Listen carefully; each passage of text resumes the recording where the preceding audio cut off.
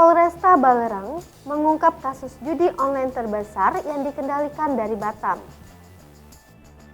Polisi berhasil menangkap 10 orang pekerja judi online terbesar yang berpusat di kota Batam, dan dari jumlah itu 8 diantaranya merupakan para wanita.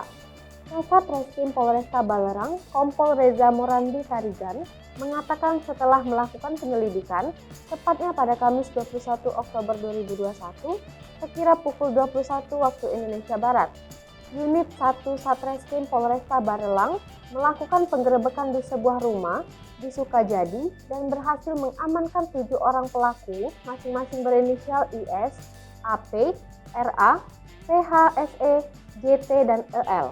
Berikut deretan fakta bisnis judi online itu. Pertama, pekerjanya digaji 7 juta rupiah. Ternyata juga tidak main-main untuk menggaji para karyawan atau operatornya. Selama ini, para penjudi tersebut menginap di rumah sekaligus kantor tempat mereka bekerja. 2 rumah mereka sewa untuk pekerjaan perjudian online ini. Kasat Reskrim Polresta Barelang Kompol Reza Morandi Tarigan juga mengungkap berapa gaji yang mereka dapat per bulan. Hal itu di luar dari bonus yang mereka dapat jika mereka bisa memenuhi target. Belum lagi bonus harian dan mingguan yang diberikan oleh tempatnya bekerja jika mereka bisa memenuhi target. Kedua, menurut Reza, kegiatan judi online ini dilakukan di perumahan mewah di kota Batam, yakni di Kompleks Sukajadi Kota Batam yang dikenal salah satu kawasan elit ternama di Batam. Ketiga, dalam 1 bulan mereka bisa meraih keuntungan sampai 108 juta rupiah, dan keuntungan yang dia dapat itu lumayan, sebut Reza.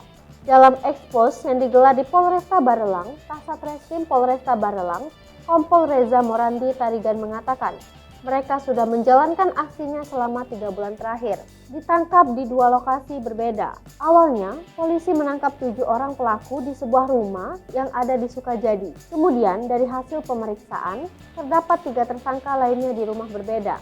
Kelima, untuk memperkenalkan bisnis judi online ini, mereka ternyata mempunyai marketing yang handal.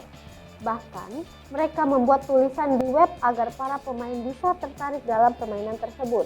Kemudian mereka menyebarkan di sejumlah medsos.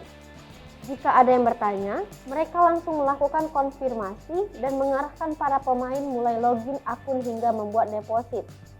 Untuk deposit, cukup 100.000, mereka langsung bisa mengikuti permainan. Keenam, terancam hukuman maksimal 10 tahun. Atas perbuatannya, 10 pelaku tersebut dijerat dengan pasal 27 ayat 2 Undang-Undang RI Nomor 11 Tahun 2008 tentang ITE Jangto pasal 45 ayat 2 Undang-Undang Republik Indonesia Nomor 19 Tahun 2016 Jangto 303 ayat 1 KUH Pidana Jangto pasal 55 KUH Pidana dengan ancaman hukuman maksimal 10 tahun penjara.